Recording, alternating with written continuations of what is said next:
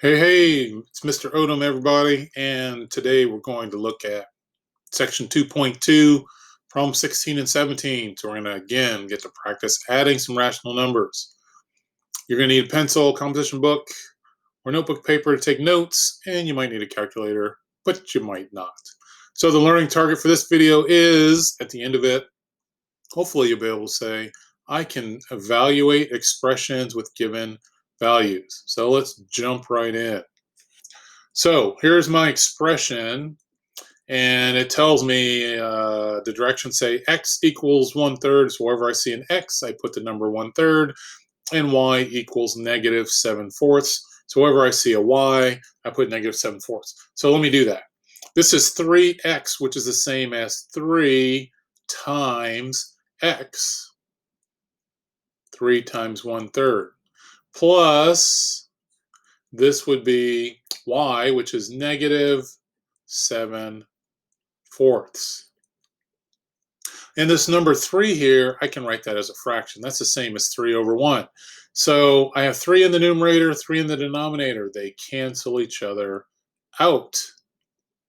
So I end up with 1 times 1 in the numerator, which is 1, 1 times 1 in the denominator, which is 1, and 1 divided by 1 is just 1.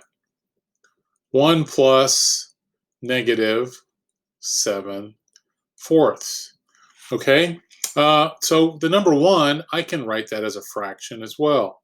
And I can write it in such a way that the denominator matches the denominator of the other rational number. So 4 divided by 4 is 1. Any number divided by itself is 1.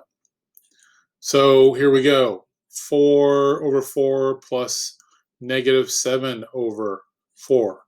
Again, remember the song, same sign, add and keep, different sign, subtract. Keep the sign of the bigger number. Then you will be exact. Okay, so I put those numerators together. I move the plus sign to the numerator, and take this negative and move it to the numerator. And 4 plus negative 7 is negative 3. Keep the sign of the bigger number. Then you'll be exact. So it's negative 3 over 4, which I can write that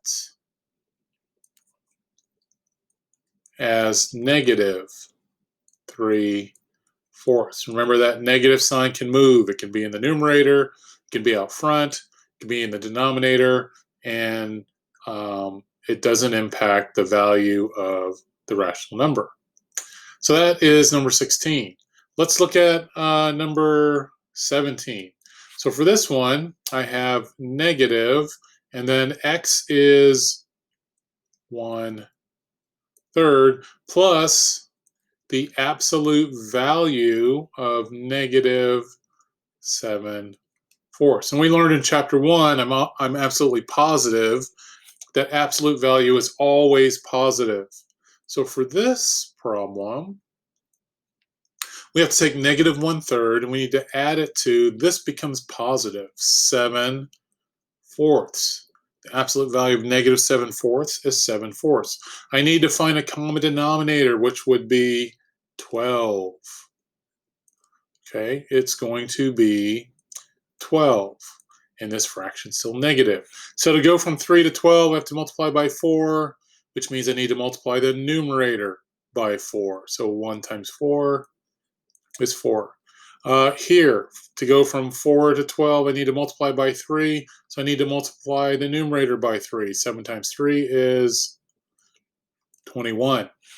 Okay, and then I can go ahead and write this. We've been practicing these problems. So I have a common denominator, and I just write the numerators, combine them over that denominator.